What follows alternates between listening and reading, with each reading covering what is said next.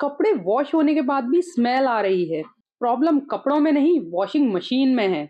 Washing machine के अंदर time के साथ लाइम स्केल, डिटर्जेंट रेसिड्यू और ग्राइंड जमा हो जाता है। इसीलिए आई यूज क्लिंजमो washing machine cleaner and descale powder. बस एक पाउच एम्प्टी ड्रम में डालो, लॉन्गेस्ट हॉट साइकिल चलाओ और एक rinse cycle.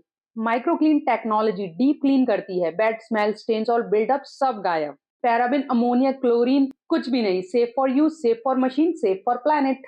This washing machine cleaner is the best seller on Amazon. अब कपड़े fresh, machine almost new. Monthly use करो एंड थैंक मी लेटर।